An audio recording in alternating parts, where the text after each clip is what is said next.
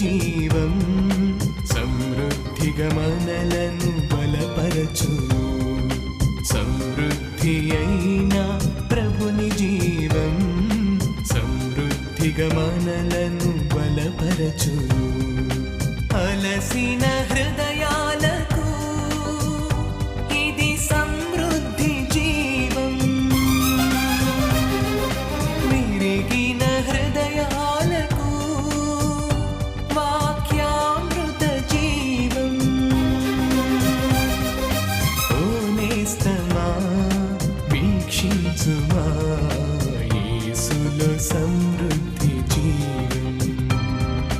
ఓ నేస్తమా వీక్షించుమా యేసులో సమృద్ధి జీవం. యేసులో సమృద్ధి జీవం. యేసులో సమృద్ధి జీవం. యేసులో సమృద్ధి జీవం. యేసులో సమృద్ధి జీవం. సమృద్ధి జీవం. సమృద్ధి జీవం. సమృద్ధి జీవం. సమృద్ధి జీవం.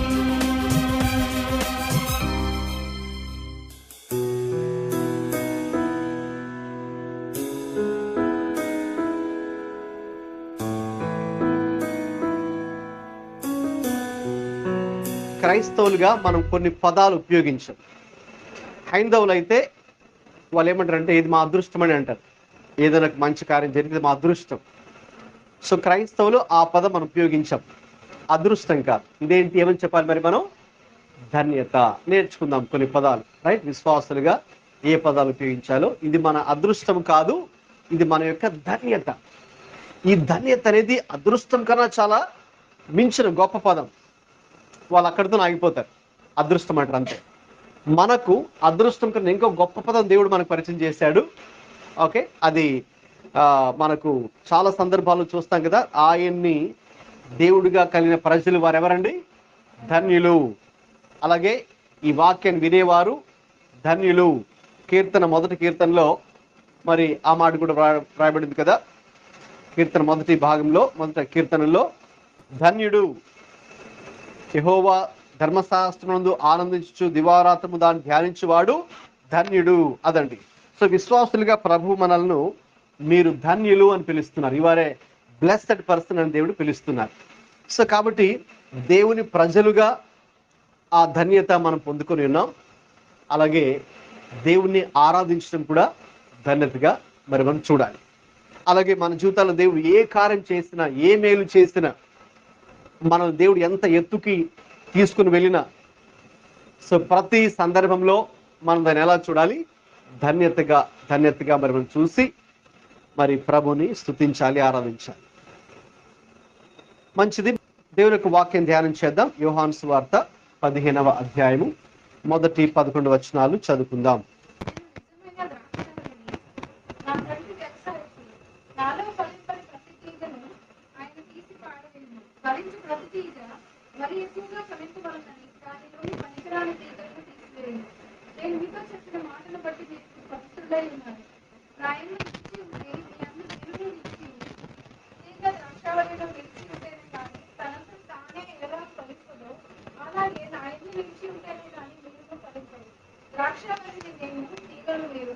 ఎవరు నా ఎందు నిలిచి ఉండునో, నేను ఎవరి యందు నిలిచి ఉండునో వాడు బహుగా ఫలించును.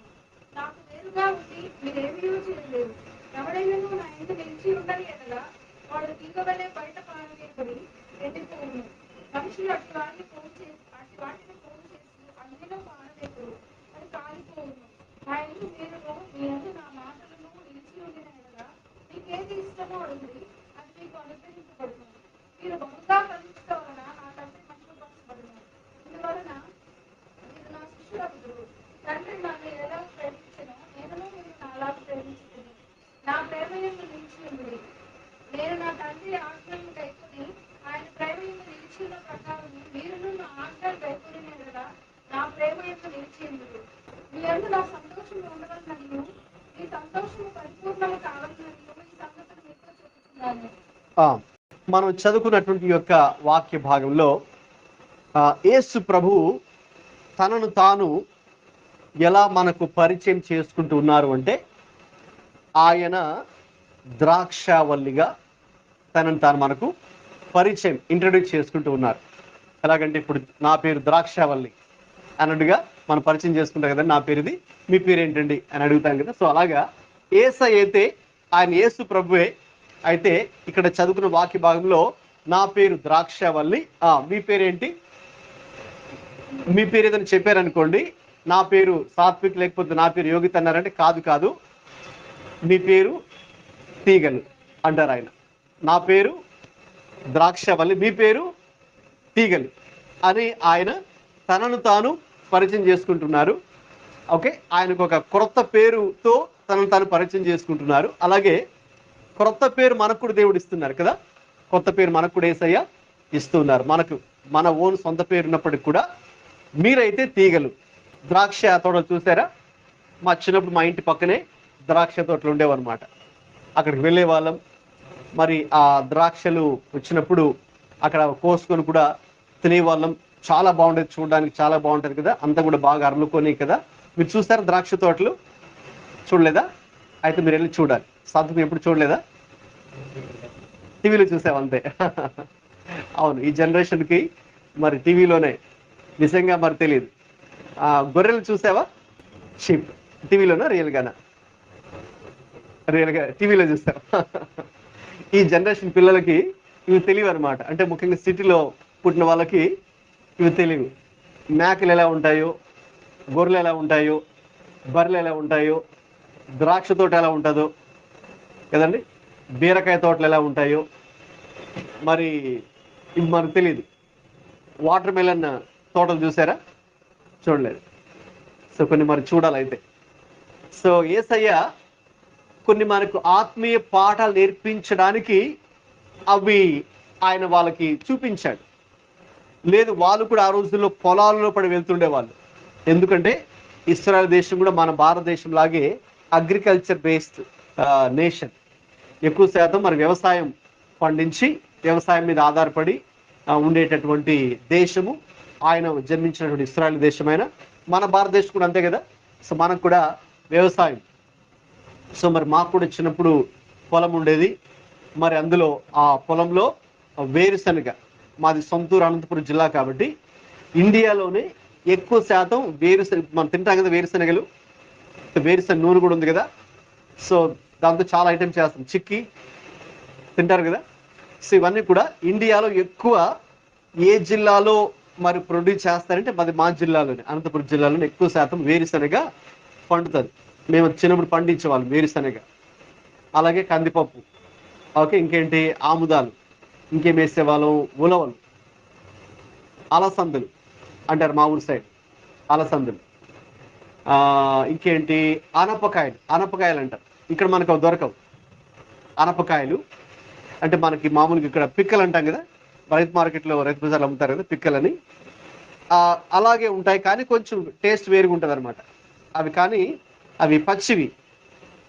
అవన్నీ మా చిన్నప్పుడు కట్ల పొయ్యి మీద అన్ని ఉడకబెట్టి తింటే చాలా బాగుంటాయి. అవన్నీ కూడా చాలా హెల్దీ కూడా.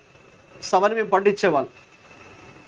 యేసయ్య కూడా తన శిష్యులకి పొలాల్లోకి తీసుకుని వెళ్ళి అలాగా విత్తనాలు విత్తుతూ ఉంటే, పొలాన్ని ఫస్ట్ దున్నుతారు కదా, మరి విత్తుతూ ఉంటే అక్కడ ఆయన వాళ్ళకి వాక్యాన్ని బోధించారు. అక్కడ ఆగండి కాసేపు అందరిని అక్కడ నించోబెట్టి, ఆ విత్తేవాడిని చూడండి ఏం చేస్తున్నాడు, వాడు విత్తనాలు విత్తుతున్నాడు కదా అని. అప్పుడు ఒక ఉపమానం అంటే ఒక కథ చెప్పారు ఆ విత్తేవాడిని చూసి కదా, ఎలాగ విత్తుతున్నాడు. కొన్ని విత్తనాలు ఎక్కడ పడ్డాయంట? మంచి నేల మీద పడ్డాయి. కొన్ని విత్తనాలు ఎక్కడ పడ్డాయి? త్రోవ పక్కన పడ్డాయి. కొన్ని విత్తనాలు రాతి నేల మీద పడ్డాయి. కొన్ని విత్తనాలు ఆ ముళ్ళ తుప్పలు ఉంటాయి కదా, అది కనుక మీరు సరిగ్గా క్లీన్ చేయకపోతే అవన్నీ అలాగ ఉంచితే కనుక అక్కడ మనం విత్తనాలు పైకి రావన్నమాట. వచ్చిన మొలకెత్తి మళ్ళీ అవి చచ్చిపోతాయి కదా. అలాగా యేసయ్య చాలా సందర్భాల్లో చాలా న్యాచురల్ సెట్టింగ్, అంటే అక్కడ ఏదైతే ఉందో, ఆయన ఏ ఊర్లో అయితే ఉన్నాడో, ఏ గ్రామంలో అయితే ఉన్నాడో, లేకపోతే ఏ పంట పొలాల్లో తోటల్లో ఆయన ఉన్నాడో, ఎక్కడైతే వెళ్తూ ఉన్నాడో అక్కడ న్యాచురల్గా వాళ్ళకి అర్థమయ్యేటట్టు అవి తీసుకొని, ఆ ఉదాహరణలు తీసుకొని, ఇక దానికి ఇక పరలోకానికి సంబంధించిన విషయాలను జోడించి అప్పుడు వాళ్ళకు దేవునికి వాక్యాన్ని బోధించారు. ఎందుకంటే అప్పుడే వాళ్ళకి అర్థమైంది. ఇప్పుడు వాళ్ళకి ఆ మాట చెప్పినప్పుడు అందరికీ అర్థమైంది. చదువుకోలేని వాళ్ళు, వ్యవసాయం చేసే వాళ్ళు, రైతులు అందరికి కూడా యేసయ్య చెప్పే మాటలు అర్థమయ్యాయి. చిన్న పిల్లలకు సైతం యేసయ్య చెప్పే మాటలు చాలా ఈజీగా అర్థమయ్యాయి. ఎందుకంటే ఆయన ఎలా చెప్పాడంటే వాళ్ళకి అర్థమయ్యే రీతిలో ఆయన చెప్పారు. అక్కడ వాళ్ళ కంటి కనిపించే ఆ వస్తువులు కానీ, ఆ పంటలు కానీ, లేకపోతే మరొకటి కానీ చూపించి సాదృశ్యాలుగా, ఎగ్జాంపుల్స్గా తీసుకొని చెప్పారు. ఉపమానముల ద్వారా ఆయన వారికి చెప్పారు. సో ఉపమానం అంటే ఒక దానిని ఇంకొక దాంతో పోల్చి చెప్పడం. అప్పుడు మనకు కూడా అర్థమవుతుంది కదమ్మా. లేకపోతే డైరెక్ట్ ప్రభు వచ్చి ఆ పరలోక భాషలు చెప్పారనుకోండి, లేకపోతే పరలోకానికి సంబంధించి ఏదో చెప్పారు, మనకు అర్థమవుతుందా? మనకు అర్థం కాదు. మనం ఎక్కడున్నాం? ఏ ప్లానెట్ మీద మనం ఉన్నాం? భూమి అనే గ్రహం మీద మనం ఉన్నాం కాబట్టి, సో ఈ భూ సంబంధమైన వాటిని ఆధారం చేసుకొని ఏమి చెప్పారు? పరలోకానికి సంబంధించిన దైవికమైన విషయాలు చెప్పారు. అప్పుడు మనుషులకి అర్థమైంది. అప్పుడు చిన్నపిల్లలకైనా, యవనస్తులకైనా, పెద్దవారికైనా, చదువు లేని వాళ్ళకైనా, వ్యవసాయం చేసుకునే వాళ్ళకైనా, కూలీ నాలి చిన్న చిన్న పనులు చేసుకునే వాళ్ళకైనా కూడా యేసయ్య మాటలు చాలా బాగా అర్థమయ్యాయి. అందుకే ఆ రోజుల్లో మరి చెప్పాలంటే గంటలు అక్కడ కూర్చుని వాళ్ళు వినేవారు. చెప్పాలంటే కొన్నిసార్లు వాళ్ళు భోజనం కూడా మానేసి కదండి వినేవారు. ఇప్పుడు మనకు ఒక 2-3 అవర్స్ దాటింది అనుకోండి, మనకు కష్టం, ఇంక కూర్చోవడం కష్టం కదమ్మా. మరి అటు ఇటు చూస్తాం, మరి ఇంకెళ్ళిపోవాలని ప్రయత్నం చేసి ఇంకెళ్ళిపోతాం. వాళ్ళైతే అక్కడే 3 రోజులు అక్కడే ఉండేవారు అనమాట. అన్నపానం కూడా మానేసి అక్కడే అలాగా ఆయన మాటలు వారు వింటూ, ఆశ్చర్యపోతూ, ఆనందిస్తూ, ఆ మాటల్ని ఆస్వాదిస్తూ. ఇప్పుడు మీకు ఇష్టమైన వంటకం తింటూ ఉంటే ఆస్వాదిస్తారు కదా, లోపల తింటూ ఉంటే చాలా బాగా కదా, మంచి నైస్ ఫీలింగ్ కలుగుతుంది కదా. అలాగా యేసయ్య చెప్తున్నప్పుడు కూడా ఆ మాటల్ని ఆనందిస్తూ, ఆస్వాదిస్తూ, దానికి స్పందిస్తూ అక్కడే 3 రోజులు ఉండిపోయారు. అప్పుడు ఇంకా ఆయనే, అరే బాబు మన దగ్గర ఏమైనా తినడానికి ఏమైనా ఉందా, మరి ఇప్పుడు తిరిగి ఇంటికి వెళ్ళాలి కదా, మరి దారి మధ్యలో పడిపోతారేమో, మరి చిన్నపిల్లలు, ముసలోళ్ళు, మరి ఎవరైనా గర్భిణీ స్త్రీలు వాళ్ళు కనుక ఉంటే మరి పడిపోతారేమో, ఏదైనా ఉంటే చూడండి, ఉంటే పెట్టండి అని ఆయన అప్పుడే కదా అన్ని వేల మందికి ఆహారాన్ని కూడా పంచిపెట్టడం జరిగింది.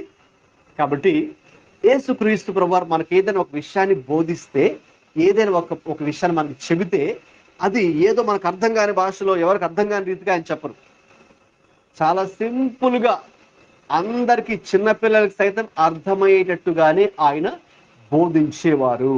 అది యేసయ్యతో ఉన్నటువంటి గొప్ప విషయం.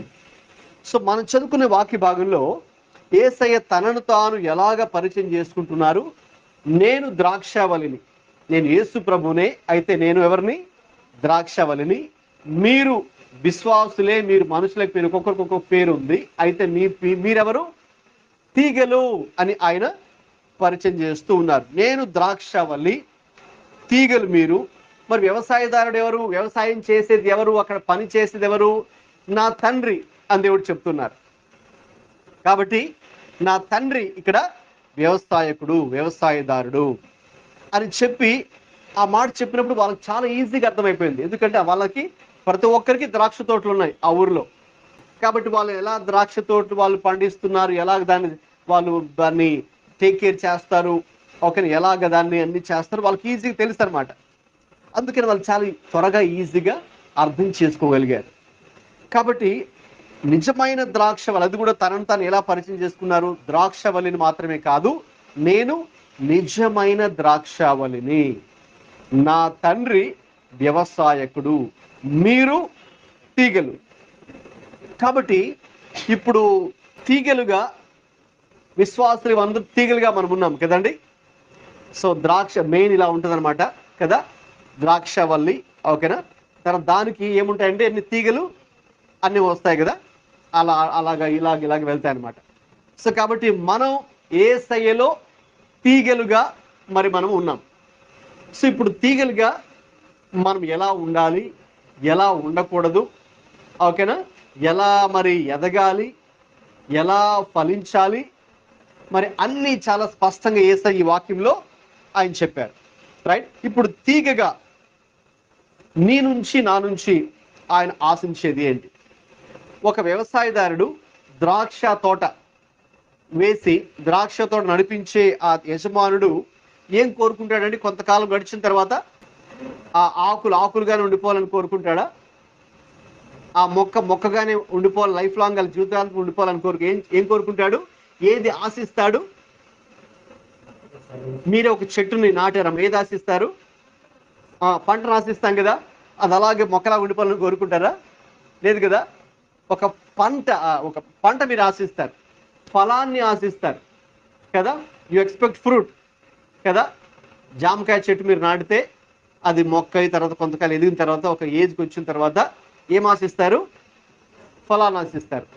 మామిడి చెట్టు, ఓకేనా, మొక్క నాటారు, తర్వాత అది అలా పెద్దగైంది. ఇంకొక ఏజ్ వచ్చేటప్పటికి అందులో నుంచి ఏం రావాలి? ఫలాలు రావాలి కదండి. ఇక జీవితకాలం ఫలాలు లేకుండా అలా ఉంటే మీరు సంతోషిస్తారా? ఏం చేస్తారు? మీరు ఆ చెట్టుని నరికేస్తారు. ఓకే, తీసేసి మళ్ళీ ఆ ప్లేస్లో ఏం పెడతారు? ఇంకొక మొక్కని కదా, ఇంకొక విత్తనాన్ని విత్తుతారు, ఇంకొక మొక్కను, లేకపోతే ఇంకొక ఫలాలు వచ్చేటట్టు. ఓకే, అది పూలు వచ్చే మొక్కలైతే పువ్వులు, లేదంటే ఫలాలు వచ్చేవైతే ఫలాలు ఆ మొక్కలో నుండి మీరు ఆశిస్తారు. అంతే కదండి. అది ఆశించే అది పెడతారు. అఫ్ కోర్స్ కొన్ని ఉంటాయి, కొన్ని ప్లాంట్స్ ఓన్లీ అది అలాగా డెకరేషన్ టైప్లో కదా, ఓన్లీ అలంకరణ కోసం మాత్రమే కొన్ని ఉంటాయి. ఓకే, సరే. అయితే ఈ ద్రాక్ష చెట్టు నుంచి యజమానుడు, వ్యవసాయదారుడు దాని మీద పంట మీద పెట్టుబడి పెట్టి, ఓకేనా, దాన్ని అంతా శుభ్రపరిచి అంత ఇది చేసినటువంటి వ్యవసాయదారుడు ఏం ఆశిస్తాడంటే మన నుంచి ఫలాన్ని ఆశిస్తాడు. అందుకే 2వ వచనంలో చదవండి ఒక మాట, నాలో ఫలింపని ప్రతి తీగను ఆయన తీసి పారవేయును. చూడండి, మరి యేసయ్య మనల్ని, ఓకేనండి, ఒక తీగగా అక్కడ మనల్ని వర్ణిస్తున్నాడు, పోలుస్తున్నాడు కదండి. కాబట్టి ఈ తీగ ఏం చేయాలంటే ఫలించాలి. కొంతకాలం గడిచిన తర్వాత అందులో నుంచి ద్రాక్షలు రావాలి, ఫలాలు రావాలి కదా. సో అది ఆయన ఖచ్చితంగా ఆశిస్తాడు. సో ఈ ఫలాలు ఫలించడం అనేది చాలా చాలా ప్రాముఖ్యమైన విషయం. యేసయ్య ఎలాగైతే ఒక ద్రాక్ష తోట నడిపించే ఒక వ్యవసాయదారుడు కొంతకాలం గడిచిన తర్వాత దానికన్నీ చక్కగా నీళ్లు, మందులు, ఎరువులు అన్ని వేసి, ఓకేనా, ఒక దశకు వచ్చిన తర్వాత ఖచ్చితంగా ఎలాగైతే ఆశిస్తాడో, యేసయ్య మన జీవితంలో నుంచి కూడా ఫలాలు ఆశిస్తున్నాడు. మనం కూడా కొంతకాలం ఎదిగిన తర్వాత దేవుడిలో, ఓకేనా, మొదట్లో మనకెవరికి దేవుడు అంటే ఎవరో తెలియదు, నిజమైన దేవుడు ఎవరో తెలియదు కదా. మనం అది చేసాము, ఇది చేసాము, అక్కడికి వెళ్ళామంటే అక్కడికి వెళ్ళాము, ఇక్కడికి వెళ్ళాము, అన్ని రకరకాలుగా చేసాము. అయితే చివరికి దేవుడు తన కృప వల్ల మనల్ని ఒకానొక రోజు దేవుడే దర్శించి ఆ నిజమైన దేవుడు ఎవరో తెలుసుకోవడానికి దేవుడు మన హృదయాలను దేవుడు తెరిచాడు. ఇప్పుడు మరి మనము దేవుడిని నమ్ముకున్నాం, నిజమైన దేవుడు మరి మనం నమ్ముకున్నాం, బాప్తిస్మాన్ని తీసుకున్నాం, దేవుని మందిరంలో చేర్చబడ్డాం, ప్రార్థన చేస్తూ ఉన్నాం, వాక్యాన్ని వింటూ ఉన్నాం, వాక్యాన్ని కూడా ధ్యానం చేస్తూ ఉన్నాం. అయితే ఇలాగ మన జీవితాలు ఎదుగుచూ ఉండగా కొంతకాలం 6 నెలలు, సంవత్సరము, 2 సంవత్సరాలు, 4 సంవత్సరాలు, 6 సంవత్సరాలు, 10 సంవత్సరాలు అలాగా మనం ఎదుగుచున్నప్పుడు మనలో నుంచి ఏది ఆశిస్తున్నారండి? ఫలాలను దేవుడు ఆశిస్తున్నారు. అలాగే మన జీవితము ఫలభరితంగా ఉండాలని దేవుడు కోరుకుంటూ ఉన్నాడు. దేవుడు మనలో నుంచి ఫలాలు ఆశిస్తున్నారు. ఇందులో చాలా విషయాలు ఉన్నాయి. అయితే ఏంటి ఇప్పుడు మనలో నుంచి ఏ ఫలాలు బయటకు రావాలి అది తెలుసుకోవాలంటే చదవండి, గలతీయులకు రాసిన పత్రిక 5వ అధ్యాయము 22వ వాక్యం చదవండి.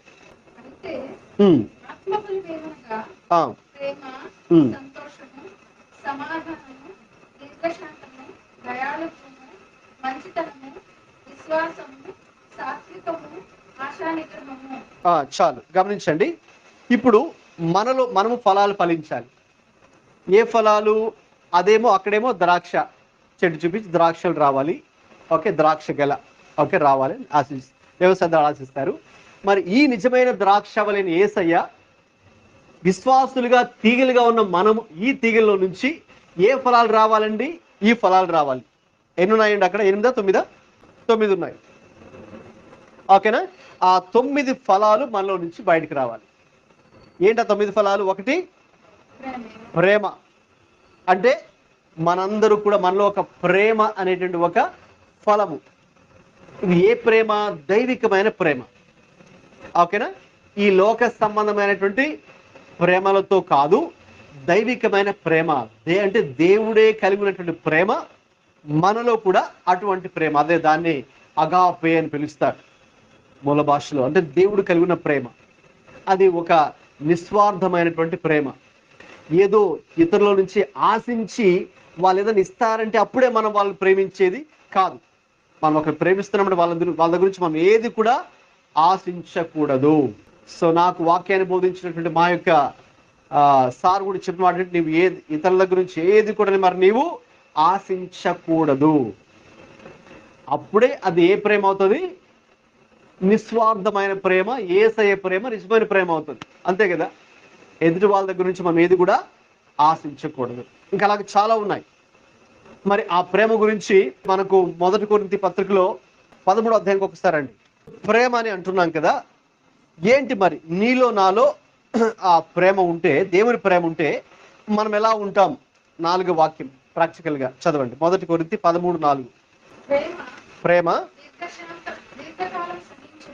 దీర్ఘకాలము సహించును, దయ చూపించును, ప్రేమ మత్సరపడదు, డంబముగా ప్రవర్తించదు, ఉప్పొంగదు, అమర్యాదగా నడుచుకోదు, స్వప్రయోజనమును విచారించుకొనదు, త్వరగా కోపపడదు, అపకారాన్ని మనసులో ఉంచుకోదు, దుర్నీతి విషయమై సంతోషపడక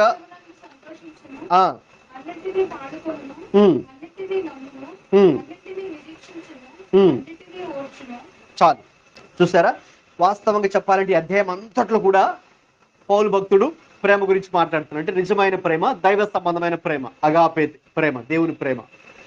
ఓకేనా? సో ఆ ప్రేమ కలిగి ఉంటే మనం ఎలా ఉంటాం? ఆ ప్రేమ రానంత వరకు మనలో సహనం ఉండకపోవచ్చు కదండి. ఆ ప్రేమ మనలో లేనంత వరకు మనం దేనికి సహించలేం, దయ చూపించలేం, కఠినంగా ఉంటాం, లేకపోతే డంబంగా ప్రవర్తిస్తూ ఉంటాం, అంటే గర్వంగా మాట్లాడుతూ ఉంటాం. ఆ ప్రేమ మనలో పెట్టనంత వరకు, ఆ ప్రేమ మనలోకి రానంత వరకు మనం ఎలా ఉంటామంటే 5లో స్వప్రయోజనాన్ని చూసుకుంటాం. అంటే మా స్వప్రయోజనం. తర్వాత త్వరగా కోపడతాం. చీటికి మాటికి మన కోపం చేస్తూ ఉంటుంది. చిరాకు, విసుగు. ఓకేనండి? వీళ్ళ మీద అరుస్తూ ఉంటాం. మనం దేన్ని తట్టుకోలేం. ఓకేనండి? దేనికి మనం ఓర్చుకోలేం. అవి ఎప్పుడు మనలో ఉంటాయంటే దేవుని ప్రేమ మనలోకి రానంత వరకు కూడా మన స్వభావం, మన లక్షణాలు, మన బుద్ధులు అలా ఉంటాయి.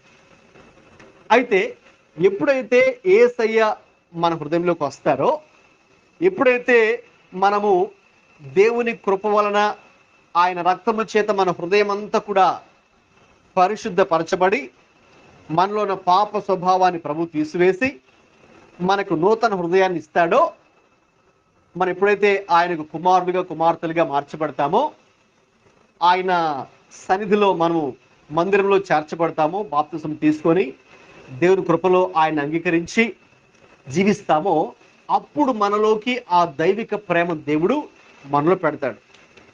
ఇప్పుడు ఎప్పుడైతే ఇంకా ఆ ప్రేమ మనం కలిగి ఉంటామో, ఇక మనం ఎలాగా ప్రాక్టికల్గా ఎలా స్పందిస్తామంటే అప్పుడు ఇలా స్పందిస్తాం.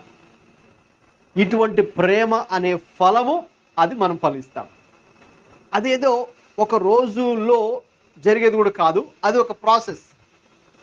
ఇప్పుడు తీగ కూడా మనం అంటే మొక్క వెంటనే ఫలిస్తుంది చెప్పండి? ఫలించదు కదా, చాలా టైం పడుతుంది కదా, కొన్ని రోజులు, నెలలు కదా, దాని టైం పడుతుంది. సంవత్సరాలు కూడా కొన్ని వాటికి టైం పడుతుంది.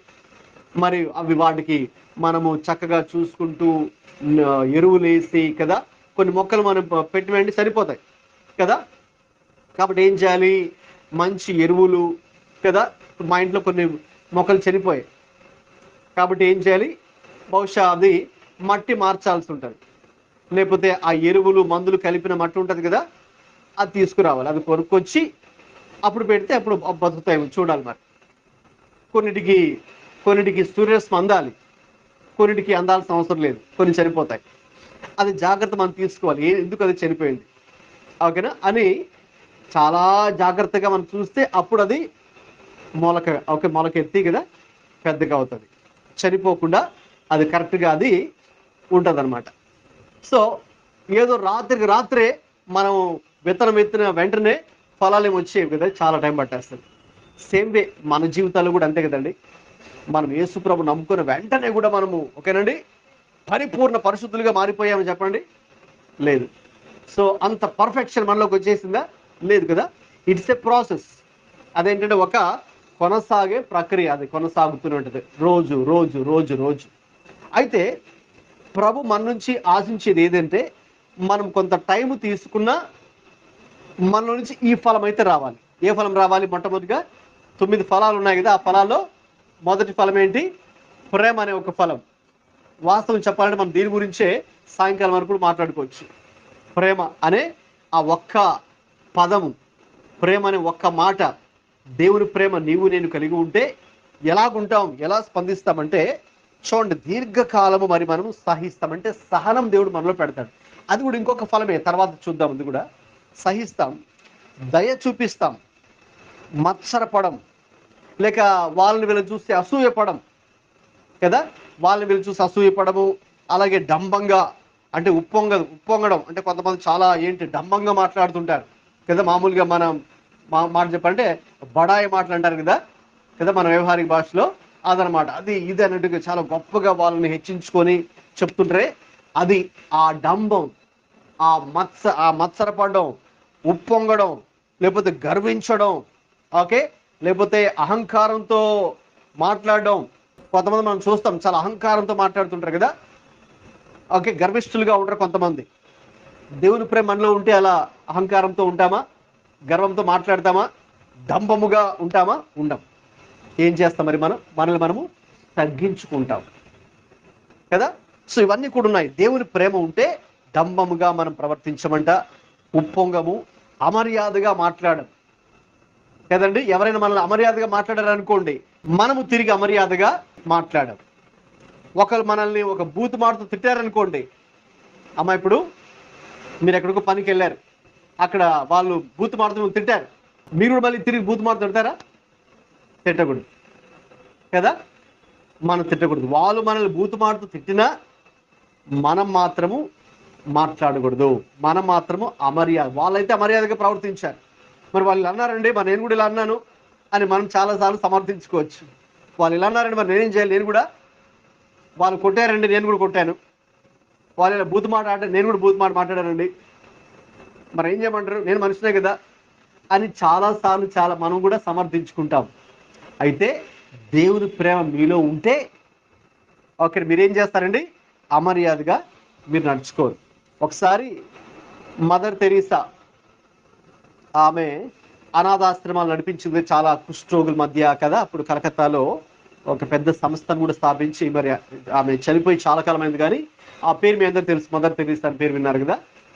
సో అలాగా ఒకసారి ఆమె నడిపించే ఒక అనాథాశ్రమం పిల్లలకి మరి వాళ్ళకి రోజు అన్నం పెట్టాలి కదా, రోజు మరి అన్నం పెట్టాలి, బట్టలు కొనాలి, స్కూల్ ఫీజులు కట్టాలి. ఆమె చాలా మందిని చూసుకునేది, అనాథలుగా ఉండిపోయిన పిల్లలందరినీ కూడా. మరి వాళ్ళకి డబ్బులు ఇవ్వండి అయ్యా అని ఆమె ఎక్కడికో ఒక షాప్కి వెళ్ళి అడుగుతుంటే ఒకడు వచ్చి చాలా కోపంతో, ఒక రౌడీ లాంటి వాడు వచ్చి వెంటనే ఏంటి ఇలాగా డబ్బులు ఇవ్వమని అలాగే అడుక్కుంటావా అని ఆమె మీద ఉమ్మి వేస్తాడనమాట. ఆ ముఖం మీద ఉమ్మి వేస్తాడు. ఉమ్మి వేస్తే ఓకేనా, మనకైతే వెంటనే కోపం వచ్చేస్తుంది కదండి. ఎవరైనా మన మీద ఉమ్మి వేస్తే అమ్మో మామూలుగా కోపం రాదు మనకైతే కదండి. అయితే ఆమె వెంటనే అది తుడుచుకొని, ఇదైతే నాకు ఇచ్చారయ్యా, మరి నా పిల్లలకి ఏమి ఇస్తారు, ఇవ్వండి ఏదన్నా అని మళ్ళీ వెంటనే అడిగిందంట. నాకైతే ఉమ్మి వేస్తారు, సరే వందనాలు, మరి మా పిల్లలకి ఏమి ఇస్తారు? అక్కడ అనాథులు పిల్లలు ఉన్నారు చాలా మంది, వాళ్ళకి ఆహారం కావాలి, బట్టలు కావాలి. చూసారా? సో ఆమె అమర్యాదగా ప్రవర్తించిందా? ఎదుటి వ్యక్తి అమర్యాదగా ప్రవర్తించినా మనమైతే అలాగ ప్రవర్తించాల్సిన అవసరం లేదు. ఎందుకో తెలుసండి, దేవుడు మనలో ఆత్మ ఫలము, ప్రేమ అనే ఆత్మ ఫలం దేవుడు మనలో పెట్టాడు కాబట్టి. అదే మనలో ఆ ఆత్మ ప్రేమను ఆత్మలు లేకపోతే మనం కూడా ఎదురు తిరిగి మనం కూడా ఎదురు ఉమ్మి వస్తాం కదా. అయితే మనము అలా చేయకుండా ఉండడానికి మనము దానికి ఒకవేళ మనకు కోపం వచ్చినా, కోపం రావచ్చు, అయితే కోపం వచ్చినా కూడా దాన్ని కంట్రోల్ చేసుకొని మనము తిరిగి బూతు మాట మాట్లాడకుండా, ఇంకా చెప్పాలంటే వాళ్ళ వైపు చూసి చిరునవ్వు నవ్వుతూ మనం ఇంకా చెప్పాలి, వాళ్ళే ఇదేంటి, నేను వీడిని ఇంత తిడుతూ ఉంటే ఈవిడేంటి ఇలా ఉంది అన్నట్టుగా వాళ్ళకి ఆశ్చర్యం కలగాలి. సో అందుకే క్రైస్తవులుగా మనము అలా ఎలా ప్రవర్తించాలో, ఎటువంటి ఫలము మన యొద్ద నుంచి ఆయన ఆశిస్తున్నాడు ఈరోజు మనం తెలుసుకోవాలి. ఇంకా చెప్పాలంటే మరి యేసయ్యని ఎన్ని మాటలు అన్నారండి కదా? యేసయ్యని ఎవరైనా తిట్టారా? తిట్టారు. బూతు మాటలు తిట్టారా? చాలా బూతు మాటలతో తిట్టారండి. అప్పుడు మనకు అవన్నీ కూడా రాయబడలేదు, కానీ ఆయన తిండిపోతని అన్నారు, తిరుగుబోతన్నారు, ఆయన ఆవిడ పుట్టాడు అంతే కదా, మరికి పుట్టాడు కదా, వివాహం కాలేదు కదా. సో అలాగా అనరాని మాటలతో ఆయన అన్నారు. ఇంకా చెప్పాలంటే వీడికి పెద్ద దయం పట్టింది అన్నారు, బెయల్జెబూబు దయం పట్టింది వీడికి అన్నారు. వాడు అనేటటువంటి అమర్యాదతో కూడినటువంటి పదాలు ఉపయోగించారు యేసయ్యకి. మామూలు తిట్లు కాదండి. యేసయ్యని ఆయన ఎలా విమర్శించారు, ఎలా తిట్టారు, చివరికి ఎలా కొట్టారు, అది కూడా మీకు తెలుసు కదా. ఇంకా ఎలాగ తిట్టారు, ఎలాగ విమర్శించారు, అక్కడ దాకా బాగుంది. చివరికి ఏ స్థాయికి వెళ్ళారు, వాళ్ళు ఆయన్ని కొట్టి ముఖం మీద ఉమ్మి వేసి, ఆయన గడ్డ మీద లాగి, ఆయన చొక్కాని చించి కదండి, ఆయన తల మీద కొట్టి తన్ని, అవన్నీ చేస్తున్నప్పుడు యేసయ్య ఎలా ఉన్నాడంటే ఒకే ఒక మాట ఉంటుంది. యేసయ్య ఎలా ఉన్నాడు? ఆయన చెప్పండి, ఎవరైనా తెలిసిన వాళ్ళు ఎలా ఉన్నాడు? ఆయన కూడా తిడుతున్నాడా? ఆయన కూడా కాలుతో తంతున్నాడు వాళ్ళని? ఏం చేస్తున్నాడు? ఆయన మౌనముగా ఉండెను. అది మనం చూస్తాం. అంటే వదకు తేపడిన గొర్రెపిల్ల ఎలాగైతే ఉంటుందో అంతే. మీరు మటన్ షాప్ దగ్గరికి వెళ్తే వాళ్ళు చంపుతారు కదమ్మా, ఈరోజు వేటలకు వస్తారు కదా, అప్పుడు ఆ గొర్రె, మేక, పొట్టేలు ఎలా ఉంటుంది అంతే కదా, అలా ఉంటుంది అంతే. అందుకే వాళ్ళు చాలా ఈజీగా దాన్ని కోసేస్తారనమాట. కోసేస్తారు కదా, తీసేసి మనం మటన్ తెచ్చుకుంటాం. సో ఎలా ఉంటుంది? వదకు తేబడిన గొర్రె పిల్ల, మేక, గొర్రె, పొట్టేలు కదండి. ఎలాగైతే వాడు దాన్ని చంపే వాడి దగ్గర అవి సైలెంట్గా ఉంటాయో, ఈయన కూడా అలాగే మౌనముగా ఉన్నాడు అని ఉంటుంది. ఆయన మాత్రం అమర్యాదగా ప్రవర్తించలేదు. అలాగే ప్రేమ మనలో ఉంటే మనం ఉప్పొంగం. ఓకేనండి, ఉప్పొంగం, అమర్యాదగా నడువం, స్వప్రయోజనాన్ని చూసుకోం, త్వరగా కోపపడం, అపకారాన్ని మనసులో ఉంచుకోం. అంటే ఎవరైనా మనకి ఏదైనా కీడు చేస్తే, హాని చేస్తే ఇంకా అదే మనసులో పెట్టేసుకొని వాళ్ళు ఇలా అన్నారు, వాళ్ళు ఇలా చేశారు, నాకు నేను కూడా ఏదో ఒకటి అనాలి, చేయాలి అని ప్రతీకారం, రివెంజ్ తీసుకునేటటువంటి పద్ధతి చాలా మంది అలా ఉంటారు కదా. అయితే విశ్వాసులుగా మనము ఎవరి మీద పంతానికి వెళ్ళడమో, లేకపోతే ప్రతీకారం తీర్చుకోవడమో, తిరిగి నేను కూడా ఏదో చేస్తాను అని చేయడమో మనం చేయం. వాళ్ళు మనకు కీడు చేసినా మనం తిరిగి వాళ్ళకి ఏం చేయాలి? మేలే చేయాలి. వాళ్ళు మనల్ని అమర్యాదగా మాట్లాడి మనం ఎలా మాట్లాడాలి? మనం మర్యాదగా మాట్లాడాలి. ఎవరైనా మిమ్మల్ని బూతు మాటతో తిట్టారనుకోండి, మీరు మర్యాదగా పలకరించాలి, గౌరవిస్తూ వాళ్ళకి. ఒకవేళ వాళ్ళ గుండె కరిగిపోద్ది అనమాట, వాళ్ళకి ఆశ్చర్యం కలగాలి. సో అందుకే ఆ రోజుల్లో క్రైస్తవులు అలాగే ప్రవర్తించారు. యేసయ్య ఒక మాదిరి ఉంచి వెళ్ళాడు కాబట్టి, ఆయన అలా ఉన్నాడు కాబట్టి, ఇక ఆయన శిష్యులు ఎవరైతే ఇంకా ఆయన వెంబడించారో, ఆయన బోధలు ఎవరైతే విన్నారో, ఆయన ద్వారా మేలులు ఎవరైతే పొందుకున్నారో, ఎవరైతే స్వస్థతలు పొందుకున్నారో యేసయ్య ద్వారా, అందరూ కూడా ఇంకా ఆయన్నే అనుసరించారు. ఆయన ఏ రీతిగా ప్రవర్తించాడో మరి వాళ్ళు చూస్తున్నారు కదండి. శిలువ మీద ఎలా ప్రవర్తించాడో ఆ కొండ మీద అందరూ ఉండి ఆయనే చూస్తున్నారు అందరూ కూడా. కొన్ని వేల మంది అక్కడికి వచ్చి ఆయన చూశారు కదా. ఏంటి ఈయనలో ఇంత ప్రత్యేకత ఏంటి? ఎందుకు ఈయన మౌనంగా ఉన్నాడు? అది కూడా చెప్పండి. మౌనంగా ఉండకుండా ఉండడానికి చాలా కారణాలు ఉన్నాయి. ఇప్పుడు ఆయన శిక్ష విధించారండి. ఏ తప్పు చేశాడు? ఏమైనా ఏదైనా నేరం చేశాడా? హత్య చేశాడా? మోసం చేశాడా? దగా చేశాడా? ఏది చేయలేదు. ఇప్పుడు మీరు ఏ తప్పు చేయలేదు, మిమ్మల్ని తీసుకెళ్ళిపోయి జైల్లో పడేశారనుకోండి, 10 సంవత్సరాలు జైల్లో పడేస్తే మీరు ఉంటారా? మీరు దాన్ని సహిస్తారా? మీరు ఒప్పుకుంటారా? దాన్ని యాక్సెప్ట్ చేస్తారా? వాళ్ళని క్షమిస్తారా? ఎవరైతే మీ మీద తప్పు కేసు వేస్తారనుకోండి, ఓకేనా, అమ్మ మీ రాష్ట్రం ఎవరో చంపేశారంట అని పోలీసులు వచ్చి మిమ్మల్ని తీసుకెళ్ళిపోయి జైల్లో 10 సంవత్సరాలు పెట్టారనుకోండి, మీరు ఒప్పుకుంటారా? పోలీసులతో హ్యాపీగా వెళ్తారా జైలుకి? వెళ్ళరు కదా. నేను ఏం చేశాను అని మీరు ఇలా చేస్తారు కదా. నేనే తప్పు చేశాను, నన్ను జైలు తీసుకెళ్తున్నారు, నేనే తప్పు చేయలేదు, ఓకేనా, ఆధారాలు చూపించండి అని మనల్ని మనం డిఫెండ్ చేసుకుంటాం కదండి. యేసయ్య అలాగా డిఫెండ్ చేయలేదు. చెప్పాలంటే ఇంకా వాలంటరీగా ఆయన ఇచ్చుకున్నాడు. భటులు బాబు మీరేమి ఉండక్కర్లేదు, నేనే వచ్చేస్తాను రండని ఆయనే తనను తాను అరెస్ట్ అయిపోయాడు. వాళ్ళు అరెస్ట్ చేయడానికి వస్తే ఆయన ఏం పారిపోలేదు, తప్పించుకోలేదు. అలాగా వాళ్ళందరూ కూడా యేసయ్యని చూస్తున్నారు, గమనిస్తున్నారు. ఓహో, ఈయనలో ఆ ప్రేమ అనే ఒక ఫలం ఉంది. దాన్ని వాళ్ళు చూశారు. అది దేవుని ప్రేమ. సో ఆ దేవుని ప్రేమ ఉంది కాబట్టి మరి ఆయన అమర్యాదగా ప్రవర్తించలేదు, డంబముగా ప్రవర్తించలేదు, స్వప్రయోజనాన్ని చూసుకోలేదు, త్వరగా కోప్పడలేదు, అపకారాన్ని మనసులో ఉంచుకోలేదు. అంటే ఎవరైనా ఫలాని వాళ్ళు మనల్ని ఏదైతే తిట్టారనుకోండి, కొట్టారనుకోండి, ఒక కీడు మనకు చేశారనుకోండి, ఇంకా మనం అది మనసులో పెట్టేసుకొని వాళ్ళ మీద కోపము, కక్ష తీర్చుకోవాలి, ప్రతీకారం తీర్చుకోవాలని మనం వెళ్తాం. అయితే నిజమైన ప్రేమ యేసయ్య ప్రేమలో ఉంటే మనం అలాగే ప్రవర్తించాము. ఇంకేముందండి? దుర్నీతి విషయమై సంతోషపడక సత్యమునందు సంతోషించడం, అన్నిటినీ తాలుకొని ఉండడం, ఓకే, అన్నిటినీ కప్పును అని ఫుట్ నోట్స్ లో ఉంది. అన్నిటినీ నమ్మును, అన్నిటిని నిరీక్షించును, అన్నిటినీ ఓర్చును. కాబట్టి మనలో యేసయ్య ఈరోజు ఆ 9 ఫలాలు మన దగ్గర నుంచి ఆశిస్తున్నారు. ఆ ప్రేమ అనేటటువంటిది మొదటిది, రైట్. అవన్నీ ఇంకా చాలా ఉన్నాయి. దేవుని చిత్తం తర్వాత మనం వాటిని ధ్యానం చేద్దాం. అయితే మీరు ఇది విన్నారు కదా, ఇంటికి వెళ్ళి, ఓకేనా, ఈ వారంలో మనం ఒక పని చేయాలి.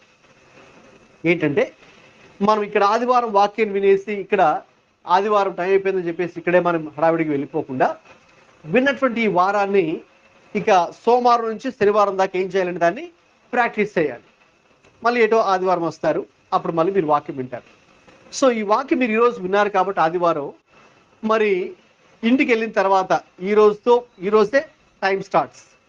మళ్ళీ వచ్చే శనివారం వరకు, మళ్ళీ ఆదివారం మార్నింగ్ వరకు కూడా మరి యేసయ్య నా నుంచి ఈ ప్రేమ అనేది ఆశిస్తున్నారు కదా, ఈ ప్రేమ అనే ఫలం ఆశిస్తున్నారు కదా, మరి నేను ఫలించాలి కదా. ఎంతకాలం ఇంకా ఇలాగే ఫలం లేకుండా నేను ఉంటాను? ఇంకా ఎన్ని సంవత్సరాలు ఇలాగే నేను ఫలం లేకుండా ఉంటాను? ఇంకా అలాగే ఉంటే మరి నా యజమానుడు వ్యవసాయదారుడు ఏం చేస్తాడు? కట్ చేసేస్తాడు కదా, దాన్ని కోసేస్తాడు కదా, పడేస్తాడు కదా, అగ్ని కాల్చేస్తాడు కదా. అమ్మో, అలా ఉండకూడదు. ఒక టైం వచ్చినప్పుడు ఇక నేను చేయాలి, ఫలాన్ని ఫలించాలి. సో ఇప్పుడు నేను ఏ ఫలాన్ని ఫలించాలి? ఆ 9 ఫలాలు అక్కడ ఉన్నాయి, మనం చదువుకున్నాం. వాటిలో ఈరోజు మీకు వివరించింది ఏంటి? నేను ప్రేమ అనే మొదటి ఫలం. కాబట్టి మరి నేను ఈరోజు నుంచి ఆ ప్రేమ కలిగి ఉండాలి. ఏ ప్రేమ? దైవికమైనటువంటి ప్రేమ, యథార్థమైనటువంటి ప్రేమ, నిస్వార్థమైనటువంటి ప్రేమ. ఇక ఆ ప్రేమ నేను కలిగి ఉంటే ఎలా ఉండాలి? ఇక నేను మనం చదువుకున్నాగా 1 కొరింథీ 13లో 4 నుంచి 8 దాకా, ఇక నేను మరి సమస్తాన్ని నేను సహించే వ్యక్తిగా ఉండాలి, ఓకేనా, దయ చూపించాలి. కాబట్టి ఈ వారంలో నేను ఎవరికి దయ చూపించగలను? ఎవరికి నేను ఆ ప్రేమ చూపించాలి? ఎవరైనా ఈ వారంలో మీ పని చేసే చోట, మీరు స్కూల్లో, కాలేజీలో, ఓకే, మీతో అమర్యాదగా ప్రవర్తిస్తే, అమర్యాదగా మాట్లాడితే, అంటే మర్యాద లేకుండా మనల్ని ఏదైనా ఒక మాట అంటే మీరు తిరిగి ఎలా స్పందిస్తారో గమనించుకోండి ఈ వారంలో. ఇంకా త్వరగా కోపడుతున్నారేమో గమనించుకోండి ఈ వారంలో. దేనికి త్వరగా కోపం వచ్చేస్తుందేమో ఆలోచించి, ఒకవేళ త్వరగా కోపం మనలో వస్తే దాని అర్థం ఇంకా నాలో పూర్తిగా దేవుని ప్రేమ ఇంకా నాలో లేదు. ఓకే, వెంటనే మళ్ళీ అక్కడే కళ్ళు మూసుకుని, దేవా నాకు ఈ త్వరగా కోపం వచ్చేస్తుంది తండ్రి, నాకు సాయం చేయి ప్రభువా, నేను ఫలించాలి, ప్రేమ అనే ఫలం నాలో ఉండాలి కదా, మరి ఎక్కడ ప్రతిదానికి నా కోపం వచ్చేస్తుంది తండ్రి, నాకు సహాయం చేయి అని మనం ప్రార్థించాలి, ఆలోచించుకోవాలి. ప్రాక్టికల్గా దేవుని యొక్క వాక్యాన్ని మన యొక్క దైనందిన జీవితానికి అన్వయించుకోవాలిగా మరి, అంతే కదా. ఇంకా ఈ వారంలో ఎవరైనా మీకు కీడు చేస్తే, హాని చేస్తే, ఒక అనరాని మాట అంటే, ఇక దాని తర్వాత మీరే ఊహించుకోండి, ఇంకా అదే ఆ పర్సన్ని మీరు మనసులోనే పెట్టుకొని వాళ్ళు అన్న మాటనే మీరు ధ్యానించుకుంటూ మీ మనసులో ఆలోచించుకుంటూ కోపడుతూ, లేకపోతే తిట్టడం, లేకపోతే నేను కూడా ఇది చేస్తా అది చేస్తానని ప్రతీకారం తీర్చుకోవడానికి ఆలోచిస్తారా? లేకపోతే ప్రభువా వాళ్ళు అలా అన్నారు, నేను కూడా మనిషినే కాబట్టి నాకు మనసుకి బాధ అయితే కలిగింది నాయన, అయితే ఇప్పుడు మీ ప్రేమను బట్టి వాళ్ళు చేసిన ఆ అపకారానికి మనసులో ఉంచుకోను, మైండ్లో నుంచి డిలీట్ చేయడం. ఎలాగైతే మనం డిలీట్ చేస్తాం కదా, అలాగా మైండ్లో నుంచి కూడా ఇంకా ఆ పర్సన్ని కానీ లేక వాళ్ళు అడిగిన మాటల్ని కానీ మనం డిలీట్ చేయాలి. అది దేవుని ప్రేమ ఉంటే జరుగుతుంది కదండి. ఇంకా అన్నిటినీ తాలుకోవడం, ఓర్చుకోవడం, ఏదైనా ఒక బాధ వచ్చిన కష్టం వెంటనే మనం రియాక్ట్ అయిపోకుండా దేనికి కూడా, ఓకేనా, ఇది ఎందుకు వచ్చింది, ఓకేనా, మరి ఇందులో దేవుడు అనుమతి లేకుండా ఇది ఏది నాకు జీవితంలో రాదు కదా, కాబట్టి ఏదో తర్వాత ఏదైనా అనుమతించబడినప్పుడు కూడా దేవుని ఉద్దేశం తప్పుడు ఏదో ఒకటి ఉంటుంది, ఆయన నాకేదో పాట నేర్పించడానికే ఇది ఉంటుంది. ఏంటి ఆ పాఠం? దేవా, ఈ పరిస్థితిలో నేను ఏ పాఠం నేర్చుకోవాలి, ఈ పరిస్థితిలో ఎలా స్పందించాలి. మనం ఒక అనుభవం గుండా వెళ్తుంటే దేవా తీసేసాయి అని చాలాసార్లు మనం అయితే అనుకుంటాం, ప్రార్థన కూడా చేస్తాం, ప్రభు వెంటనే ఈ సమస్య నా దగ్గర నుంచి తీసేసాయి అని మనమైతే చేస్తాం. ఓకే, అయితే మనం చేయాల్సిన ప్రార్థన ఏంటంటే, ప్రభువా మరి ఈ పరిస్థితుల్లో నేను ఏం నేర్చుకోవాలి, లేకపోతే నేను ఇంకా ఎలా ఎదగాలి, ఇంకా ఎలా ఫలించాలి, ఇంకా మీ ప్రేమను ఎలా చూపించాలి. ఇప్పుడు ఒక వ్యక్తి ఒక మాట అన్నాడండి, అది నీకు ఒక మంచి అవకాశం. దేనికి మంచి అవకాశం? మదర్ తెరిసే ఒక అవకాశం వచ్చింది. దేనికి అవకాశం వచ్చింది ఆవిడికి? దేవుని ప్రేమను చూపించడానికి, మళ్ళీ ఎదురు ఉమ్మి వేయడానికి కాదు. ఆమెకు ఒక అవకాశం వచ్చింది. ఒక ఆయన ఉమ్మి వస్తాడు, ఆమె మీద తిడుతున్నాడు, బూతులు మాట్లాడుతున్నాడు ఆమెని. ఇప్పుడు ఆమెకు ఏ అవకాశము? దేవుని ప్రేమను చూపించడానికి. ఆమె మాట ద్వారా, యాక్షన్ ద్వారా, యాటిట్యూడ్ ద్వారా, ఆమె ఫేషియల్ ఎక్స్ప్రెషన్స్ ద్వారా, ఓకేనా, దేవుని ప్రేమను చూపించడానికి ఒక అవకాశం వచ్చింది. కాబట్టి ఈ వారంలో మీకు ఏదైనా ఒక పరిస్థితులు ఎదురైతే వెంటనే మీరు గుర్తుంచుకోవాల్సిన విషయం ఏంటంటే, నేను చెప్పిన మాట ఇక్కడ మీకు గుర్తు రావాలి. ఇదిగో ఇప్పుడు నాకు దేవుని ప్రేమ చూపించడానికి ఇది నాకు ఒక అవకాశం, దేవుని ప్రేమ చూపించడానికి ఇది నాకు ఒక అవకాశం. కాబట్టి దేవుని ప్రేమ అంటే ఏంటి? ఇక్కడ మనం చదువుకున్నాం కదా, అమర్యాదగా ప్రవర్తించదని. కాబట్టి నేను అమర్యాదగా ప్రవర్తించను, నేను తిరిగి మంచి మాటనే మాట్లాడతాను. రైట్? అది ఒక విధంగా కష్టం అండి, మీకైనా నాకైనా కష్టమే కదా. మనం కూడా చెబుతాం, మాట్లాడతాం, వింటాం. ఓకే, మరి మనం మీకు వినడం ఈజీ, నాకు చెప్పడం ఈజీ. అయితే మనందరికీ కష్టమైన పని ఏంటి? దాన్ని చేయడం, అంతే కదమ్మా. అది చేయడమే ఎవరికైనా కష్టమే, నీకైనా నాకైనా. మనందరూ మనుషులే కదా. నేను కూడా ఇక్కడే ఉన్నాను కదా, ఈ భూమి మీద ఉన్నాను కదా, నేను పరలోకానికి వెళ్ళిపోలేదు కదా. నేను కూడా సామాన్యమైన మనిషినే. కాబట్టి మనందరికి కూడా అది కొంచెం కష్టమే, అయితే అసాధ్యమైతే కాదు. దేవునికి స్తోత్రం, హల్లెలూయా. ఇప్పుడు దేవుని ప్రేమ ఇలా ఉండాలంటే మరి కష్టం అండి, మరి మామూలు కాదు అని మీరు అనొచ్చు. అవును కష్టం, నేను కూడా మీతో ఒప్పుకుంటాను, కష్టమే. నాకు కష్టం, మీకు చెప్పే నాకు కష్టం, వినే మీకు కష్టమే. అయితే అసాధ్యమైతే కాదు, ఇట్ ఈస్ నాట్ ఇంపాసిబుల్. మరి ఎప్పుడు అసాధ్యం కాదంటే, మనము ఏది కలిగి ఉన్నప్పుడు? దేవుని ప్రేమ కలిగి ఉండి, ఓకేనా, దేవుని సహాయంతో, దేవా మరి నాకు ఈ పరిస్థితి నాకు సహాయం చేయ తండ్రి, ఫలానా వ్యక్తి ఇలా అన్నాడు, లేక ఫలానా వ్యక్తి ఇలాగ ప్రవర్తించాడు, ప్రభా మరి ఈ పరిస్థితులు నాకు మీరు సహాయం చేయండి, మీ ప్రేమ నాలో పెట్టండి, మీరు సహాయం చేస్తే ప్రభా నేను కరెక్ట్గా నేను స్పందించగలను. మీరు అన్నట్టుగానే ప్రేమతో నేను స్పందించవచ్చు, ఆ ప్రేమ అనే ఫలంతో నేను స్పందించవచ్చు నాయన అని ఎప్పుడు కూడా దేవుని సహాయాన్ని అడుగుదాం. దేవుడైతే మనకు చెప్పండి సహాయం చేయడం రెడీగా ఉన్నాడు, రెడీగా లేడా? నేను సాయం చేయను, మీ పాట మీరు పడండి అని దేవుడు అంటాడా? మీ కష్టం మీరు చూసుకోండి, నాకు సంబంధం ఏంటి, మధ్యలో నన్ను ఎందుకు లాగుతున్నారు దేవుడు అంటాడు ఏమైనా అలాగా? దేవుని అడిగితే నో. దేవుడు చెప్పాలంటే మనమే రెడీగా లేము చాలాసార్లు. ఆయన రెడీగా ఉన్నాడు, ఆయన అవైలబుల్గా ఉన్నాడు మనకు.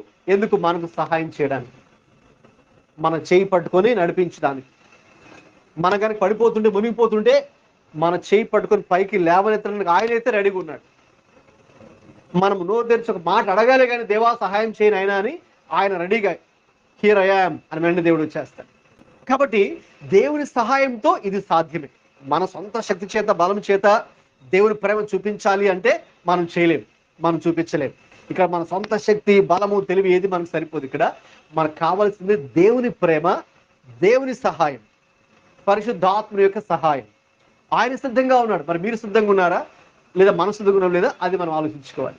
ఎందుకంటే దేశయ్య మనం చదువుకున్న యోహాను సువార్త 15:2లో మన దగ్గర నుండి ఆయన ఫలాలను ఆశిస్తున్నాడు.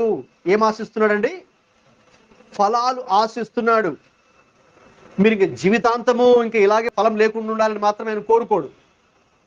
ఏ రైతు కోరుకోడు కదండి, వ్యవసాయదారుడు కోరుకోడు కదా. ఒక మొక్క నాటిన తర్వాత, పంట వేసిన తర్వాత దాని మీద అంత పెట్టుబడి అప్పులు తెచ్చి విత్తనాలు కొని లేకపోతే సేద్యం చేసి ఎరువులు తెచ్చి అనేది చేసిన తర్వాత ఒక మరి మంచి పంట అందులో నుంచి రావాలని కోరుకుంటాడు కదా.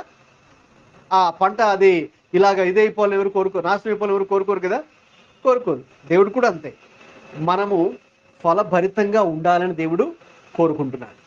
కాబట్టి అందుకే నాలో ఫలింపని ప్రతిగే మీరు అనొచ్చు, నేను ఫలింపకపోతే ఏం చేస్తాడండి ఆయన?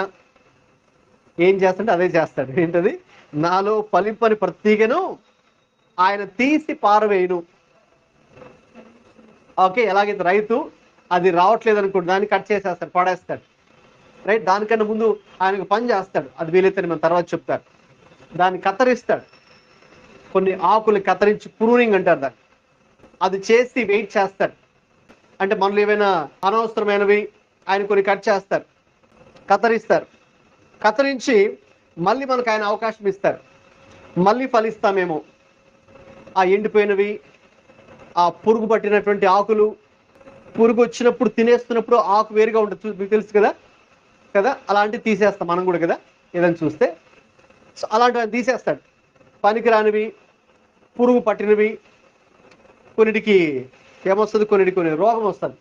మనకి ఎలాగైతే వ్యాధులు వస్తాయో మనకి వాటికి కొన్ని రోగాలు వస్తాయి, మొక్కలకి రోగాలు ఉన్నాయి. సో కాబట్టి ఆ రోగం వచ్చినప్పుడు, మొక్కలకి రోగం వచ్చినప్పుడు ఆయన ఏం చేస్తాడు? దాన్ని తీసేస్తాడు, దాన్ని హీల్ చేస్తాడు. అలాగే హీల్ చేసి మళ్ళీ ఆయన వెయిట్ చేస్తాడు, మళ్ళీ ఫలం ఇస్తుందేమో అని కదండి.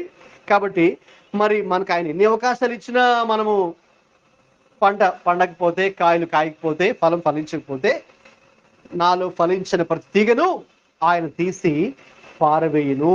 తర్వాత దాన్ని ఏం చేస్తాడంటే ఆయన 6లో ఉంటుంది, ఇంకేం చేస్తాడు? ఇంకా నువ్వు అలా చేయకపోతే, స్పందించకపోతే తీగ బయట పారవేయబడి బయట పారేస్తే ఏమైపోతావు? ఇంకా నువ్వు ఆకుని లేకపోతే ఆ కొమ్మని తీగని పెంచి ఓకేనా కింద పడేసావు అనుకోండి, ఏమైపోతుంది? కొంతకాలానికి అది ఎండిపోతుంది.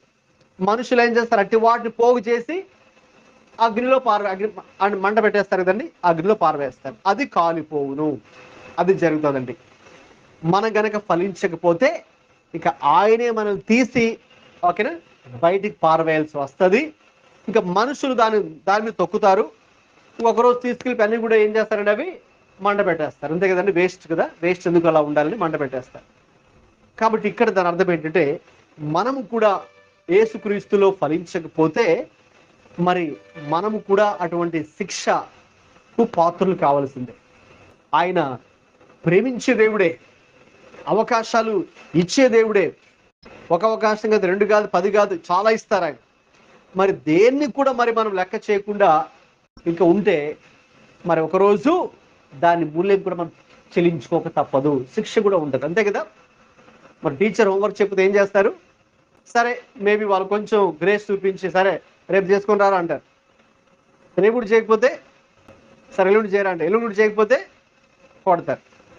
ఎల్లుండి దాకా కూడా ఆఖరి రోజులే కదండి, వెంటనే కొట్టేస్తారు. అంటే వెంటనే పనిష్మెంట్, నువ్వు పని చేయాలి, ఆ పని ఇచ్చాను కదా ఎందుకు చేయలేదు అని కొడతారు కదా. అలాగా దేవుడు కూడా అంతే కదండి. సో నేను నీకు పని చెప్పాను, నువ్వు ఎందుకు చేయలేదు, నీకు అవకాశం ఇచ్చాను, మరి నువ్వెందుకు దాన్ని సదుపయోగపరచుకోలేదు అంటాడు దేవుడు. కాబట్టి మన తండ్రి వ్యవసాయదారుడని మన తండ్రి లేక నిజమైన ద్రాక్షవలైనటువంటి యేసయ్య సంఘము నుంచి అంటే నీ నుంచి నా నుంచి ఆయన ఫలాలను ఆశిస్తూ ఉన్నాడు. మరి మనం ఈరోజు మనకు మనం ప్రశ్న వేసుకోవాలి, ఏంటంటే నేను ఫలిస్తున్నాను నిజంగా? ఫలించడం ఎలాగా? అందుకే మీకు ప్రాక్టికల్గా అది చెప్పాను. ఆ 9 ఫలాల్లో ఒక ఫలించడం అంటే ఏంటి? మొట్టమొదటిగా దైవికమైన ప్రేమ. ఇవి ఆత్మీయ ఫలాలు కదా, భౌతికమైన ఫలాలు కాదు. కొంతమంది ఏమనుకుంటారంటే నేను ఫలిస్తున్నానంటే ఓ నాకు కోల్డంత ఏంటి డబ్బులు వచ్చేస్తున్నాయేమో, లేకపోతే నేను 10 ఇల్లులు కొనేసాను, లేకపోతే 10 ఎకరాల స్థలం కొనేసాను, నేను ఫలిస్తున్నాను. ఓకే, దేవుని నమ్ముకున్న తర్వాత నో, అది ఫిజికల్ థింగ్స్. ఇక్కడ ఈ ఫలాలు ఏమని ఉన్నాయి? ఇక్కడ ఆత్మీయ ఫలాలు. అంటే దేవుడు భౌతికంగా దీవించడం నేను చెప్పట్లేదు, దేవుడు అన్ని విధంగా దీవిస్తాడు. అయితే అదొక్కటే కాదనమాట. సో ఇప్పుడు మనం ఇవాల్యుయేట్ చేసుకోవాల్సింది ఏంటంటే ఫిజికల్ బ్లెస్సింగ్స్తో కాదు. దేవుడు మనకి ఏమి ఇచ్చాడు, ఏమి చదువో లేకపోతే డబ్బో లేకపోతే మనకున్న ఆస్తులో, దీంతో కాదు బేరీజ్ వేసుకోవాల్సింది, పోల్చుకోవాల్సింది. దేనితో? ఆత్మీయ ఫలాలతో. అంటే నేను ఇప్పుడు ఫలించాలంటే ప్రేమ అనేది, సో అది నేను నిజంగా కలిగి ఉన్నానా? మరి అది లేకపోతే వేస్టే కదా. అదే అధ్యాయంలో పౌలు గారు అన్నారు 1 కొరింథీ 13లో, ప్రేమ లేకపోతే నేను వ్యర్థుడను. అన్నీ ఉండొచ్చు నాలో, నాకు చాలా టాలెంట్స్ ఉండొచ్చు, నాకు చాలా నాకు గొప్ప అందం ఉండొచ్చు, ఓకే, నేను చాలా స్మార్ట్గా ఉండొచ్చు, నాకు చాలా టాలెంట్స్ ఉండొచ్చు, ఓకే, నాకు బాగా డబ్బు ఉండొచ్చు, ఏమున్నా కూడా ప్రేమ లేకపోతే నేను వ్యర్థుడను. ఏ ప్రేమ? అది దేవుని ప్రేమ. సో మరి ఆ ప్రేమ ఉంటే ఎలా ఉంటామో మనం చూస్తాం ఈరోజు కదా. ఇలా ప్రవర్తిస్తాం. కాబట్టి ఈరోజు ఒకసారి మనం ప్రభుని అడుగుదాం. ఎందుకంటే ప్రభు అయితే నేను చెప్పినట్టుగా తప్పకుండా మనకైతే ఆయన సహాయం చేస్తాడు. ఆయన అయితే రెడీగా ఉన్నాడు. మనం నోరు తెరిచి ఒక మాట అడగాలి కానీ తప్పకుండా మనకు సహాయం చేస్తాడు. ఎందుకంటే ప్రభువా, నేను చాలా కాలం అయిపోయింది దేవుని తెలుసుకొని, బాప్తిసం తీసుకుని 2 సంవత్సరాలు అయిపోయింది, అయినా మరి నేను ఇలా ప్రవర్తిస్తున్నానంటే ఓకేనా, ఇంకా మరి నాలో కోపం ఉంది, లేకపోతే ఇంకా అమర్యాదగా ప్రవర్తిస్తున్నాను, లేకపోతే ఇంకా నాలో సహనం లేదంటే నిజంగా నాలో ప్రేమ లేనంటే, అంతే కదమ్మా దాని అర్థం. కాబట్టి ప్రభా నన్ను క్షమించు అని ఈరోజు దేవుడి దగ్గర we should ask forgiveness from the Lord. ప్రభు దగ్గర నుంచి మనం క్షమాపణ అడగాలి. ప్రభా మిమ్మల్ని తెలుసుకొని మిమ్మల్ని నమ్ముకొని బాప్తిసం తీసుకొని ఎంతకాలం అయిపోయింది, అయితే నాలో ఇంకా పెద్ద మార్పు అయితే చేంజ్ అయితే ఏమీ లేదు నాయన, నేను కూడా అన్యుల్లాగా నేను ప్రవర్తిస్తున్నాను, నేను కూడా వాళ్ళలాగా అమర్యాదగా ప్రవర్తిస్తున్నాను, నేను కూడా మత్సరపడుతున్నాను, నేను కూడా ఇవన్నీ కూడా ఉన్నాయి నాలో కూడా, అంటే నాలో దేవుని ప్రేమ నిజంగా లేదు. తండ్రి నన్ను క్షమించు, నాకు సహాయం చేయి. మరి ఈ రోజు నుంచి నేనైతే ఫలించాలని కోరుకుంటున్నాను, నాలో ఆశ అయితే ఉంది, I want to be fruitful, okay, ప్రేమ అనే ఫలం నేను ఫలించాలనుకుంటున్నాను, కాబట్టి నాకు ప్రతిరోజు సహాయం చేయి తండ్రి. ఆ ప్రేమ ఉంటే నేను ఎలా స్పందిస్తాను కూడా ఈరోజు మీ వాక్యంలో చూశాను. ఇలా స్పందిస్తాను, ప్రేమ ఉంటే ఇలా స్పందించను. మరి నాకైతే అవి కష్టం తండ్రి, నాలో అయితే మరి అవును, నాలో అయితే కోపం అయితే ఉంది, మరి నా వల్ల అయితే కాదు, నా సొంత శక్తి చేత, బలము చేత, నా ఓన్ సెన్సెస్ చేత అయితే నేను ఆత్మీయంగా ఉండలేను. అందుకే తండ్రి మీరు నాకు సహాయం చేయండి. పరిశుద్ధాత్మ మీరు ఆదరణకర్తగా, అంటే నన్ను సర్వసత్తులు నడిపించే దేవుడని ఉంది కదా, కాబట్టి రండి వచ్చి నా చేయి పట్టుకోండి, నాకు సహాయం చేయండి. ఈ విషయంలో పలానా ఏరియాలో పలానా విషయంలో మీరు నాకు సహాయం చేసి దేవుని ప్రేమ నేను కలిగి ఉండి దేవుని ప్రేమ నా జీవితంలో ఇతరులకు నేను చూపించాలి. అది నా మాటల్లోనూ, నా క్రియల్లోనూ, నా ఉద్దేశాల్లోనూ, అన్ని విధాల్లో కూడా నేను మీ ప్రేమను చూపించాలి తండ్రి, మరి నాకు సహాయం చేయి తండ్రి అని మీరు అడగాలి. అడుగుతావా? అడిగితేనే దేవుడు సహాయం చేస్తాడు. అడగందే అమ్మాయినా అన్నం పెడదు కదా, కాబట్టి మనం అనుకుంటాం దేవుడు నాకు ఇచ్చేస్తాడులే. కాదు, మీరేం చేయాలి? అడగాలి. అడిగితే స్పెసిఫిక్గా అడగాలి ఏం కావాలి. అంతే కదా, మీ అమ్మ నాన్న దగ్గర స్పెసిఫిక్ అడుగుతుంది కదా, డాడీ ఈరోజు నేను ఫీజు కట్టాలి, లేకపోతే నేను ఈరోజు నేను ఒక స్పోర్ట్స్ షూ కొనాలి, లేకపోతే నేను ఇంకోటి ఇది కొనాలి, స్పెసిఫిక్ అడుగుతారు కదా, అంతే కదా. అలాగా మనం కూడా దేవుడి దగ్గర ఏం అడగాలి? స్పెసిఫిక్గా నిర్దిష్టంగా, దేవా నాకు ఈరోజు నాలో ఈ ప్రేమను, మీ ప్రేమను నాలో పెట్టండి. అప్పుడు ఇక నేను అమర్యాదగా నడుచుకోను, డంబంగా ప్రవర్తించను, మత్సరపడను, ఇంక చాలా ఉన్నాయని చెప్పుకున్నాను కదా, అని కూడా అలా ఉండను, అయితే ఇలా ఉంటాను. తండ్రి మరి నాకు సహాయం చేయి తండ్రి. ఎందుకంటే దేవుడు అవకాశం ఇచ్చినప్పుడు మరి మనం దాన్ని ఉపయోగించుకోవాలి కదండి. లేదంటే దేవుడు చూస్తాడు మరి తర్వాత ఆయన కఠినమైన రీతిలో మనకు పాట నేర్పించాల్సి ఉంటుంది. అక్కడ దాకా మనం వెళ్ళక్కర్లేదు. దేవుడు కఠినంగా ప్రవర్తించడం కంటే ముందే ప్రేమతో ఆయన మనతో మాట్లాడుతున్నప్పుడు, హెచ్చరిస్తున్నప్పుడే స్పందించి లోబడితే మనకెంతో దీవెనకరం. మంచిది. తలలు వంచి కళ్ళు మూసుకొని ఎవరికి వారుగా సమర్పణ ప్రార్థన చేద్దాం. Commitment prayer. Let's make a commitment prayer this morning. వాక్యం విన్న తర్వాత ఏం చేయాలి? ఆ వాక్యానికి స్పందించి పరిశుద్ధాత్మ దేవుడు ప్రభు మీతో ఇంతవరకు ఏ మాటలు అయితే మాట్లాడారో మరి ఆ మాటలను మన హృదయంలో భద్రపరుచుకొని ఇక నుంచైనా మనము ప్రేమతో స్పందించడానికి, దేవుని ప్రేమ కలిగి ప్రవర్తించడానికి, ఆ ప్రకారంగా నడుచుకోవడానికి ప్రభువే మనకు సహాయం చేయాలని మరి మనము ప్రార్థన చేయాలి. అడుగుదాం. ఎందుకంటే ప్రభువు ఆయన మంచి దేవుడు. ఎవరికి ఆయన అన్యాయం చేసే దేవుడు కాదు. ఎవరికి ఆయన పక్షపాతం చూపించే దేవుడు కాదు. ఎవరు అడిగితే వారికి సహాయం చేసే దేవుడు ఆయన. మనం నోరు తెరిచి అడగాలి, కానీ ఆయనైతే రెడీగా ఉన్నాడు మనకు సహాయం చేయడానికి.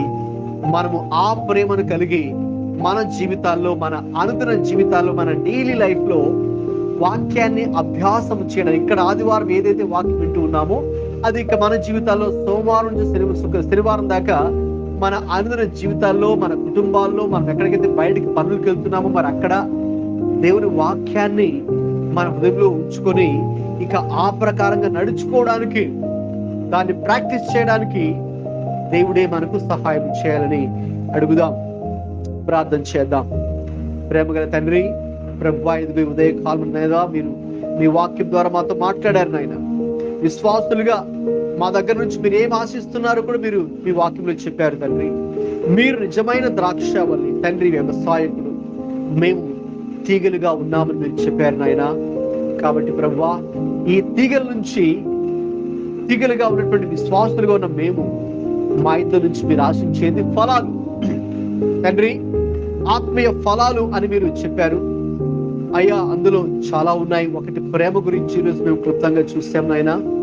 దేవుని ప్రేమను కలిగి ఉన్నప్పుడు ప్రభువా మరి మేము ఎలాగా నడుచుకుంటాం, ఎలా స్పందిస్తాం, ఎలా మాట్లాడుతాం, ఎలాగా మా వైఖరి ఉంటుంది, ఎలాగా మా యొక్క యాటిట్యూడ్స్ ఉంటాయి, అన్నీ కూడా చాలా క్లియర్ గా, స్పష్టంగా, ప్రాక్టికల్ గా నాయన మీరు మాట్లాడినందుకు స్తోత్రాలు చెల్లిస్తున్నాం తండ్రి. అవును కదా ప్రభువా, మా జీవితాలు మీరు కోరుకునేది కూడా అదే కదా. మీ అందు విశ్వాసం ఉంచినప్పుడు మీ ప్రేమను మేము చూపించాలి నాయన. క్రియల ద్వారా, మాటల ద్వారా, అన్ని మా జీవన విధానము ద్వారా ఇతరులకు ప్రభువా దేవుని ప్రేమ చూపించాలి నాయన. దయచేసి మమ్మల్ని క్షమించండి. ఎందుకంటే చాలా సార్లు మేము అలా నడుచుకోలేకపోయాం, దేవుని ప్రేమను చూపించలేకపోయాం తండ్రి. ఇంకా లోకానుసారులుగా, శరీరానుసారులుగానే మేము ప్రవర్తించాము. మమ్మల్ని క్షమించమని అడుగుతున్నాం ప్రభువా. దేవుని ఎరిగిన వ్యక్తులుగా మేము చాలా సార్లు స్పందించలేదు. దయచేసి మమ్మల్ని క్షమించండి. మీ పరిశుద్ధ రక్తము చేత మా ప్రతి పాపాన్ని కడగండి, మా ప్రతి దోషాన్ని, మా ప్రతి అతిక్రమములను క్షమించమని అడుగుతున్నాం. అడగండి, క్షమాపణ అడగండి దేవుడి దగ్గర. Ask forgiveness from the lord and at the same time take his help. దేవా మరి నాకు ఈ విషయంలో ఫలానా విషయంలో దేవా సహాయం చేయమని అడగాలి, ప్రార్థన చేయాలి. నోరు తెరిచి విశ్వాసంతో ప్రార్థనలు చేసినప్పుడు, అడిగినప్పుడు దేవుడు మనకు సహాయం చేసిన దేవుడు అయినా. Thank you lord. ప్రభువా మరి మాకు ఇది మొదలుకొని అయ్యా కనీసం ఈ రోజు నుంచైనా మేము మా జీవితాల్లో, మా హృదయాల్లో, మా అంతరంగంలో దేవుని ప్రేమ కలిగి ఇక ఆ ప్రేమని ఇక బహిర్గతం చేస్తూ మా బయట ప్రపంచంలో నాయనా తండ్రి, మా యొక్క క్రియల్లో అయ్యా, మాటల్లో, ప్రవర్తనలో అయ్యా, మరి ఇంటి యందు బయట ఉన్నప్పుడు అయ్యా మరి తండ్రి, మేము ఆ ప్రేమను కలిగి ఆ ప్రేమతోనే మాట్లాడుతూ, ఆ ప్రేమతోనే స్పందిస్తూ, ఆ ప్రేమతోనే ప్రవర్తించడానికి కూడా నాయన అయ్యా మీరు మాకు సహాయం దయచేయమని అడుగుతున్నాం. అవును తండ్రి, మాకు తెలుసు ఈ భక్తి జీవితము కానీ దేవుని ప్రేమ మా జీవితాలు చూపించాలంటే మా సొంత శక్తి చేత, బలము చేత, తెలివి చేత కాదు, కానీ నాయన మీ ఆత్మ ద్వారా మాత్రమే ఇది సాధ్యము. అందుకే మీ సహాయాన్ని కోరుకుంటున్నాం నాయన.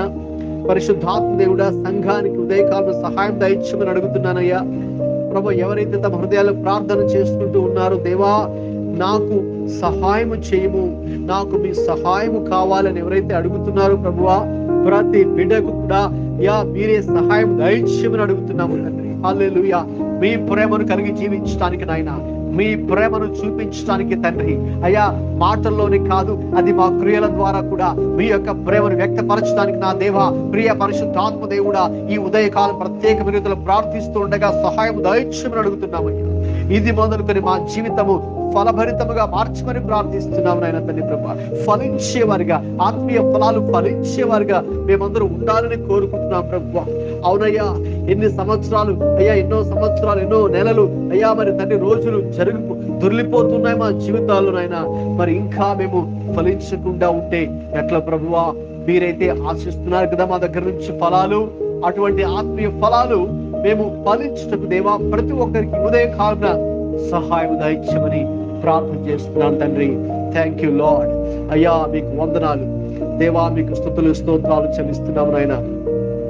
దేవా మీకు వందనాలు, గొప్ప దేవా మీకు స్తోత్రాలు నాయన. తండ్రి మీకు వందనాలు ప్రభువా. మీకే అయ్యా సమస్త మహిమ, ఘనత, ప్రభావాలు ఆరోపించుకుంటూ యేసుక్రీస్తు ప్రభువు పరిశుద్ధ నామములో ప్రార్థిస్తున్నాము తండ్రి. ఆమేన్.